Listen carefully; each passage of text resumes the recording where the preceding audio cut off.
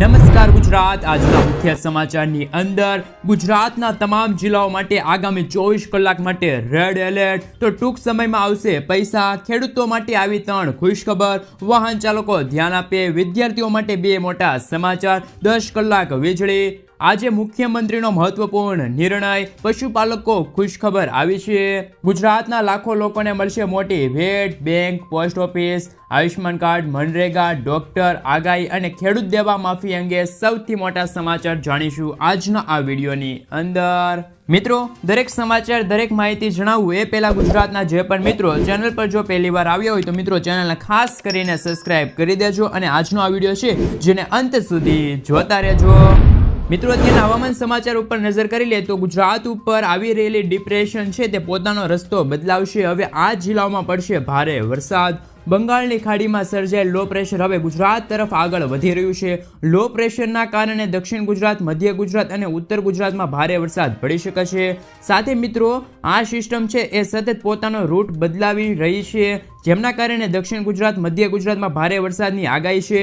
ઉત્તર ગુજરાતમાં પણ પાટણ, મહેસાણા, બનાસકાંઠામાં પણ વરસાદની આગાહી છે વ્યક્ત કરવામાં આવી છે। સાથોસાથ કચ્છ અને સૌરાષ્ટ્રમાં પણ સામાન્ય કરતાં વધારે વરસાદની આગાહી રહેલી છે। એટલે કે મિત્રો, આગામી 2 દિવસ માટે ગુજરાત પર ફરી આફતના યદાન સાબિત થઈ શકે છે, કારણ કે મિત્રો સમગ્ર ગુજરાતમાં ફરી એકવાર વરસાદનો નવો રાઉન્ડ છે એ આવી શકશે।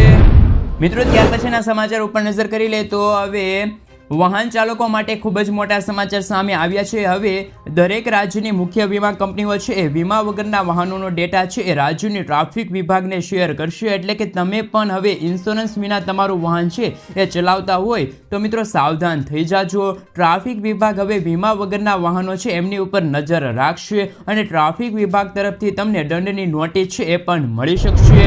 મિત્રો, એક માહિતી અનુસાર રસ્તા ઉપર 305 મિલિયન જેટલા વાહનો છે, જેમાંથી 16.5 કરોડ એવા વાહનો છે જે વીમો એટલે કે મિત્રો વાહનોમાં છે તે વીમો નથી। અને નવો કાયદો એવું કહે છે, એટલે કે મિત્રો મોટર વ્હીકલ એક્ટ 2019 જે નવા નિયમો બહાર પડ્યા છે એમની અંદર એવું કહેવામાં આવે છે કે વીમા વગરના જે વાહનો છે એ રસ્તા ઉપર ચલાવવા એ ગેરકાયદેસર છે અને આવા કિસ્સાની અંદર તમે પ્રથમ વખત વીમા વગરનું વાહન છે એ રસ્તા ઉપર ચલાવો છો અને પકડાવો છો તો તમને 2000 રૂપિયાનો દંડ છે થઈ શકે છે, અથવા તો 3 મહિના સુધીની જેલ છે એ તમને થઈ શકે છે। અને બીજા ગુનાની અંદર તમે પકડાવો છો, એટલે કે બીજી વખત વીમા વગરનું વાહન લઈને તમે રસ્તા ઉપર ચલાવતા પકડાવો છો તો તમને 4000 રૂપિયાનો દંડ છે થઈ શકે છે અને આ દંડ છે તમામ વાહનો માટે સમાન રહેશે। તો હવે ખાસ કરીને ગુજરાતના વાહન ચાલકો છે એ સાવધાન થઈ જાજો। તમારી પાસે વાહનનો ઇન્સ્યોરન્સ નથી તો તમારું વાહન છે એ પકડાઈ શકે છે। ટ્રાફિક વિભાગ છે એ તમારા વાહન ઉપર નજર રાખશે।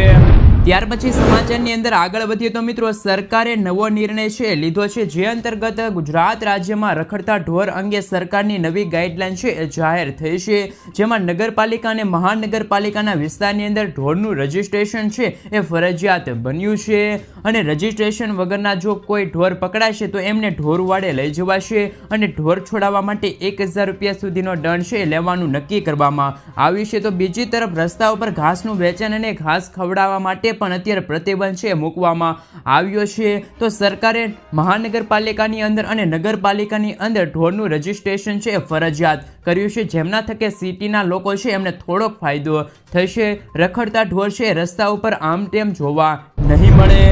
મિત્રો, ત્યાર પછીના સમાચાર ઉપર નજર કરીએ તો ભારે વરસાદથી પીડિત ખેડૂતો માટે સરકાર સહાયની જાહેરાત કરશે। ગુજરાતમાં ભારે વરસાદને કારણે ખેડૂતોને ભારે નુકસાનનો સામનો કરવો પડ્યો છે। ખેતરો ધોવાઈ જતા ખેડૂતોના હાથમાં આવેલો કોળિયો છીનવાઈ જવાની સ્થિતિ સર્જાઈ છે। ભારે વરસાદના કારણે અત્યારે ખેડૂતો છે તે સરકાર પાસેથી સતત સહાયની માંગ કરી રહ્યા છે। બીજી તરફ કૃષિ મંત્રી રાઘુજી પટેલનું નિવેદન પણ સામે આવ્યું છે। રાઘુજી પટેલે મીડિયાની સાથે વાત કરતા કહ્યું છે કે વરસાદને લઈને અધિકારીઓ સાથે બેઠક કરીને માહિતી મેળવી છે। નીચાણવાળા વિસ્તારોમાં લોકોનું પણ રેસ્ક્યુ કરવામાં આવ્યું હતું જ્યારે વરસાદ પડ્યો હતો ત્યારે ખેતીમાં થયેલા નુકસાન વિશે તેમણે કહ્યું કે ખેતીમાં થયેલા નુકસાનને સર્વે કરવામાં આવશે અને ખરાબ રસ્તાઓ છે તે તાત્કાલિક રિપેર કરવામાં આવશે। સાથે તમને જણાવી દઈએ કે મિત્રો, સૌરાષ્ટ્ર અને કચ્છમાં ભારે વરસાદના કારણે ખેડૂતોને મોટું નુકસાન થયું છે। મગફળી, કપાસ જેવા પાકો ધોવાઈ ગયા છે। આ સિવાય ઘણા વિસ્તારોમાં ખેતરોમાં પણ પાણી ભરાઈ જવાના કારણે ઊભા પાકો સુકાઈ ગયા છે। આ જ કારણે ખેડૂતો છે એ સહાયની માંગ કરી રહ્યા છે।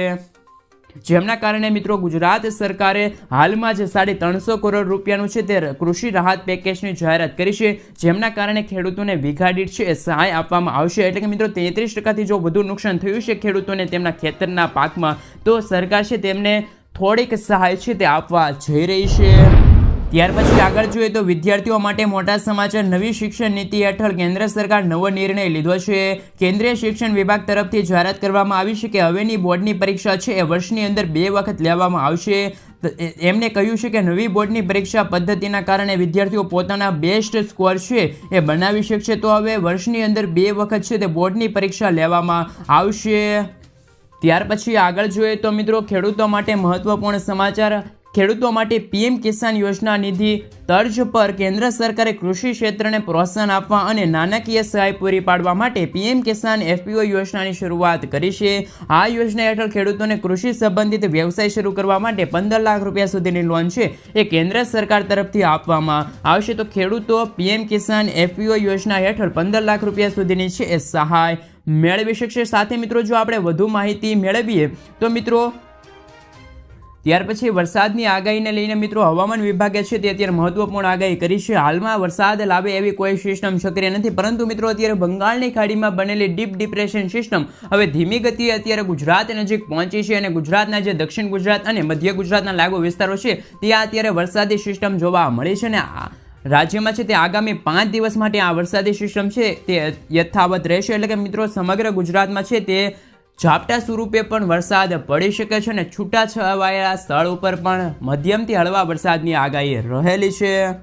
ત્યાર પછી આયુષ્યમાન કાર્ડને લઈને મહત્વપૂર્ણ સમાચાર કે તમારી પાસે આયુષ્યમાન કાર્ડ હોવા છતાં પણ હોસ્પિટલની અંદર મફત સારવારની અંદર હોસ્પિટલનો સ્ટાફ છે આનાકાની કરે છે, એટલે કે તમને ના પાડે છે, તો તમે છે તે ફરિયાદ નોંધાવી શકો છો.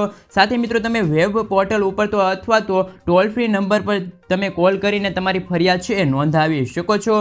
14-555 આયુષ્યમાન ભારત યોજના રાષ્ટ્રીય સ્તરના ટોલ ફ્રી નંબર છે એ જાહેરાત કરવામાં આવી છે, જેમના ઉપર દેશના કોઈ પણ નાગરિક છે તે પોતાની ફરિયાદ છે નોંધાવી શકશે. અને જે હોસ્પિટલની અંદર આયુષ્યમાન કાર્ડ હાલે છે અને તમારી પાસે આયુષ્યમાન કાર્ડ છે અને મિત્રો એ હોસ્પિટલ તમને મફત સારવાર આપવાની ના પાડે છે, તો તમે છે તે તમારી ફરિયાદ છે નોંધાવી શકશો.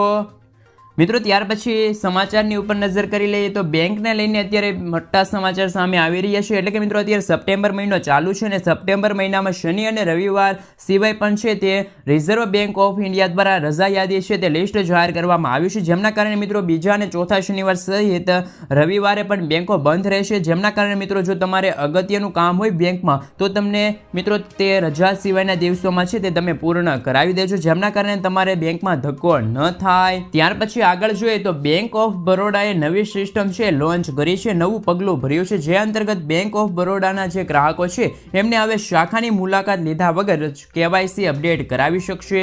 આ માટે બેંક ઓફ બરોડાએ વિડીયો KYC ફંક્શન છે લોન્ચ કર્યું છે, જે અંતર્ગત તમે વિડીયોના માધ્યમથી બેંકની અંદર KYC છે એ કરાવી શકશો. બેંકે જવાની જરૂર નહીં પડે. બેંક ઓફ ઇન્ડિયા દ્વારા છે તે અત્યારે મહત્વપૂર્ણ નિર્ણય લેવામાં આવ્યો છે, જેમના કારણે ગ્રાહકો છે એમને મોટો ફાયદો થશે. ત્યાર પછી સમાચારની અંદર આગળ વધીએ તો ટૂંક સમયની અંદર આવશે પૈસા એપ પણ સરકાર તમારા ખાતામાં જમા કરાવશે. રાષ્ટ્રીય ગ્રામીણ યોજના ગેરંટી યોજના એટલે કે મિત્રો મનરેગા હેઠળ કર્મચારીઓ છે એમને સરકાર દ્વારા છે તે પૈસા આપવામાં આવે છે અને સરકારે કહ્યું છે કે આમના અમલીકરણની છેલ્લી તારીખ 31 તારીખ નક્કી કરવામાં આવી છે. ખાસ કરીને મિત્રો તમે 31 તારીખ પહેલાં છે તમે તમારા આધાર કાર્ડને બેંક ડિટેલ સાથે છે તે KYC કરાવી લેજો. એટલે કે મિત્રો હવે ABPS સિસ્ટમ દ્વારા પૈસા છે તે તમને આપવામાં આવશે. જો કે મિત્રો સરકાર ઘણા સમયથી કહી રહી હતી અને જાહેરાત કરવામાં આવી હતી કે ઘણા લોકો છે એ બેંક સાથે આધાર કાર્ડ છે લિંક કરાવી લેજો, જેમના કારણે તેમને ટૂંક સમયમાં પૈસા છે તે મળી જશે. અને અમુક મિત્રો એવા હતા કે જેમને બેંક ખાતા સાથે છે તે આધાર કાર્ડને લિંક નહોતું કરાવ્યું, જેમના કારણે તેમના ખાતામાં પૈસા ટ્રાન્સફર કરવામાં થોડીક મુશ્કેલી પડી રહી હતી. જેમના કારણે મિત્રો તમે 31 તારીખ પહેલાં છે તે આ કાર્ય પૂર્ણ કરી દેજો, જેમના કારણે મિત્રો તમે આધાર કાર્ડને બેંક સાથે લિંક કરાવો છો તો તમારા ખાતાની અંદર છે તે સિસ્ટમ દ્વારા પૈસા છે એ જમા થઈ જશે. અને જે મનરેગાની અંદર જે કામ કરતા જે મનરેગાના કર્મચારીઓ છે એ લોકો છે જે ફોર્મ ભરેલા છે એમને મજૂરી કરતા હશે એવા લોકોને છે એ પૈસા છે તે ટૂંક સમયમાં ખાતામાં જમા કરી દેવામાં આવશે. ત્યાર પછી આગળ જોઈએ તો મિત્રો ડૉક્ટર માટે નવો નિર્ણય છે કે હવે ફોન કે વિડીયો કોલ દ્વારા તમે દવાઓની ભલામણ નહીં કરી શકો। ડૉક્ટર કેન્સરની બીમારીની જેવી દવાઓ છે એ ફોન કે વિડીયો કોલ પરથી છે તે હવે તે દવાઓ નહીં આપી શકે। ફોન કે વિડીયો કોલ ઉપર કેન્સરની દવાઓ લખી આપશે તો પણ હવે તે ગુનામાં છે તે ગણાશે। કેન્દ્ર સરકાર દ્વારા નવા નિર્ણયો છે એ ડૉક્ટરના લઈને અત્યારે છે તે ઓનલાઈન દવાઓના લખાણ અને વેચવાણ માટે છે તે અત્યારે બનાવવામાં આવ્યા છે। ત્યાર પછી સમાચારની અંદર આગળ વધીએ તો મિત્રો પોસ્ટ ઓફિસને લઈને મહત્વપૂર્ણ સમાચાર કે હાલમાં પોસ્ટ ઓફિસ છે એમના 3 નિયમો છે એમની અંદર થોડાક ફેરફાર કર્યા છે। આ નિયમ અંતર્ગત 3 નિયમો છે જેમાં પોસ્ટ ઓફિસના જે ગ્રાહકો છે એમને મોટો ફાયદો થશે। જેમની અંદર પ્રથમ અગાઉ પોસ્ટ ઓફિસ તેમના ગ્રાહકોને સંયુક્ત ખાતામાં માત્ર 2 લોકો સાથે ખાતું ખોલાવવાની મંજૂરી આપતી હતી। હવે એ વધારીને છે તે વધુ મિત્રો 3 કરી દેવામાં આવી છે। આવી સ્થિતિમાં હવે તમે પોસ્ટ ઓફિસમાં એક સાથે 3 લોકો છે સેવિંગ ખાતું છે ખોલાવી શકશે। તો પોસ્ટ ઓફિસની અંદર ગ્રાહકો છે એમને હવે એક સાથે 3 લોકો છે એ પોતાનું ખાતું ખોલાવી શકશે। ગ્રાહકોને છે એ મોટો ફાયદો થશે। સાથે મિત્રો જો આપણે વધુ માહિતી મેળવીએ તો અગાઉ તમે જો પોસ્ટ ઓફિસની અંદર પૈસા ઉપાડવા જતા હશો એમને લઈને અત્યારે મહત્વપૂર્ણ નિર્ણય લેવામાં આવ્યો છે જેમની અંદર મિત્રો ફેરફાર કરવામાં આવ્યા છે। પોસ્ટ ઓફિસની અંદર સેવિંગ એકાઉન્ટમાંથી પૈસા ઉપાડવા માટે હવે ગ્રાહકને છે તે ફોર્મ નંબર 2ની જગ્યાએ 3 છે એ ભરવું પડશે। આ ફેરફાર બાદ હવે ગ્રાહકોએ પાસબુક બતાવીને ખાતામાંથી ઓછામાં ઓછા 50 રૂપિયા છે એ ઉપાડી શકશે। અગાઉ 50 રૂપિયા ઉપાડવા માટે ફોર્મ નંબર છે એ 2 ભરવું પડતું હતું અને પાસબુક ઉપર છે એ પણ અત્યારે સહાય છે એટલે કે પૈસા છે તે આપવામાં આવતા હતા। ત્યાર પછી મિત્રો પૈસા જે ઉપાડવા હતા પરંતુ ફોર્મ નંબર 3 ભરીને 50 રૂપિયા એટલે કે મિત્રો ઓછામાં ઓછા 50 રૂપિયા છે એ તમે ઉપાડી શકશો। ગ્રાહકોને મોટો ફાયદો થશે। ત્યાર પછી મિત્રો આગળ જોઈએ તો પોસ્ટ ઓફિસની સેવિંગ સ્કીમ હેઠળ 10 દિવસથી લઈને મહિનાના અંતિમ દિવસ હોય ત્યાં સુધી જેટલું રોકાણ કરો છો એટલા પૈસા ઓછામાં ઓછાની રકમ છે એ તમને 4% વ્યાજે છે તે આપવામાં આવશે તેવી મહત્વપૂર્ણ જાહેરાત કરવામાં આવી છે। એટલે કે મિત્રો પોસ્ટ ઓફિસની અંદર તમારું સેવિંગ ખાતું છે અને એ સેવિંગ ખાતાની અંદર તમે ઓછામાં ઓછી રકમ છે એ જમા કરાયેલી હશે અને આ રકમ તમને 4% વ્યાજે છે એ તમને આપવામાં આવશે। આ વ્યાજની રકમ છે એ વર્ષના અંતમાં બચત ખાતાની અંદર જમા કરી દેવામાં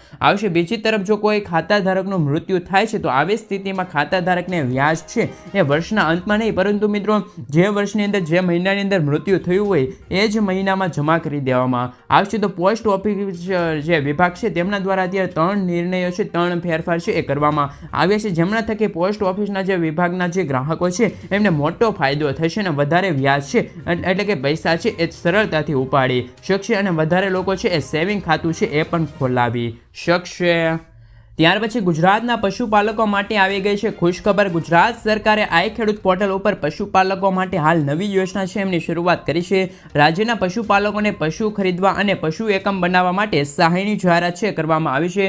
ગુજરાત સરકાર દ્વારા છે તે આ જાહેરાત કરવામાં આવી છે જેમાં અનુસૂચિત જાતિ અનુસૂચિત જનજાતિ અન્ય પશુપાલકો અને એમને 1 થી લઈને 20 દૂધવાળા પશુઓ છે એ એકમ સ્થાપવા માટે બેંક ધિરાણ ઉપર 12% વ્યાજે સહાય છે એ આપવામાં આવશે। સરકારે જાહેરાત કરી છે એ ઉપરાંત 50 દૂધવાળા પશુઓ માટે પશુની ખરીદી કરવા માટે 7.5% વ્યાજની સહાય છે એ સરકારે જાહેરાત કરી છે અને ડેરી ફાર્મ સ્થાપવા માટે બાંધકામ હોય કે મિત્રો બાંધકામના 50% હોય તે લેખે પૈસા છે તે સરકાર દ્વારા આપવામાં આવશે અને આ બધી સહાય યોજના છે તે હાલમાં આઈ ખેડૂત પોર્ટલ ઉપર શરૂ કરવામાં આવી છે। પશુપાલકો છે એ વહેલી તકે આઈ ખેડૂત પોર્ટલ ઉપર મુલાકાત લઈને ફોર્મ ભરી દેજો જેથી કરીને આવનારા દિવસોની અંદર દૂધવાળા પશુઓ છે અથવા તો એકમ સ્થાપવા માટે છે તે ડેરી ફાર્મ સ્થાપવા માટે છે તે સરકાર દ્વારા સબસિડી સ્વરૂપે સહાય છે એ તમને મળી જાય। એટલા માટે મિત્રો વહેલી તકે તમે ફોર્મ ભરી દેજો અને મિત્રો આ માહિતી છે તે તમારા મિત્રોને પણ શેર કરી દેજો એટલે કે એ પણ મિત્રો છે એટલે કે ખેડૂત મિત્રો છે પશુપાલકો મિત્રો છે એ પણ વહેલી તકે છે તે અત્યારે સહાય મેળવી શકે। ત્યાર પછી વાહન ચાલકો છે ધ્યાન આપીએ તમે તમારા વાહન ઉપર જાતિ ધર્મ કે રેન્ક દર્શાવતા કોઈ પણ સ્ટીકર લગાવી શકશો નહીં। મોટર વ્હીકલ એક્ટ 1989 કહ્યું છે કે હવે કોઈ પણ વ્યક્તિ પોતાની વાહનની નોંધણી અથવા તો નંબર પ્લેટ ઉપર કોઈ પણ પ્રકારનું છે તે સ્ટીકર છે લગાડશે તો તેમને ગુનાના દાયરામાં ગણવામાં આવશે। વાહનોના કાચ છે બોડી છે કોઈ પણ પ્રકારનું સ્ટીકર છે લગાવવામાં આવે તો તેમની ઉપર છે તે પૈસાનું ચલન છે કાપવામાં આવશે। નોંધણી અથવા તો મિત્રો નંબર પ્લેટ ઉપર કોઈ પણ પ્રકારનું સ્ટીકર લગાવવામાં આવે તો તેમને 5 રૂપિયાનો રૂપિયાનો દંડ છે થઈ શકે છે. તો વાહન ચાલકો છે ખાસ ધ્યાન આપજો, કારણ કે કેન્દ્ર સરકાર દ્વારા અલગ અલગ રાજ્યની અંદર ખાસ કરીને ડ્રાઈવ છે ચલાવવામાં આવે છે. જોકે ગુજરાતની અંદર આવા પ્રકારની હજુ કોઈ ડ્રાઈવ છે ચલાવવામાં આવતી નથી અને વાહન ચાલકો પાસેથી આવો દંડ છે એમનું ચલણ છે એ પણ અત્યારે વસૂલવામાં આવતું નથી. પરંતુ મિત્રો સરકાર દ્વારા આવી ખાસ ડ્રાઈવ છે ચલાવવામાં આવી શકે છે અને જે વાહનો ઉપર જે જાતિ ધર્મની જે રેન્ક દર્શાવવામાં આવે છે વાહન ચાલકો ખાસ ધ્યાન આપજો, કારણ કે મિત્રો અત્યારે છે તે અત્યારે મહત્વપૂર્ણ સમાચાર મળી રહ્યા છે.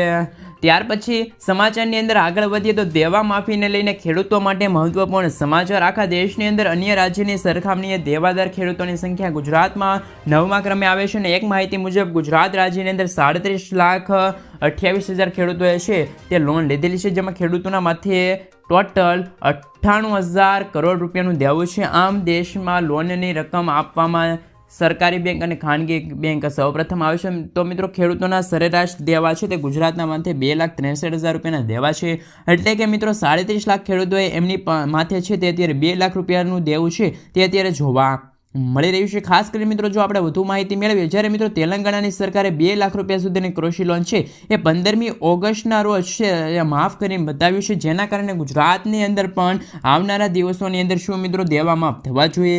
ખાસ કરીને મિત્રો ગુજરાતની અંદર ચૂંટણી પણ પૂર્ણ થઈ ગઈ છે, પરંતુ દેવા માફીના સમાચાર હજી પણ આવ્યા નથી અને આ મુદ્દો છે તે સમગ્ર દેશમાં દેવા માફીનો મુદ્દો અત્યારે ચર્ચિતનો વિષય ગણવામાં આવે છે. ત્યારે મિત્રો દરેક ખેડૂતોના માથે 2.63 લાખ રૂપિયાનું દેવું છે અને આ સરેરાશ દેવું ગુજરાતના જે ખેડૂતો છે એમના માટે 50,000 રૂપિયાની લોન લીધેલી હોય તેવા ખેડૂતોને પણ અત્યારે 1 લાખ રૂપિયા સુધીનું છે તે દેવું માફ થવું જોઈએ.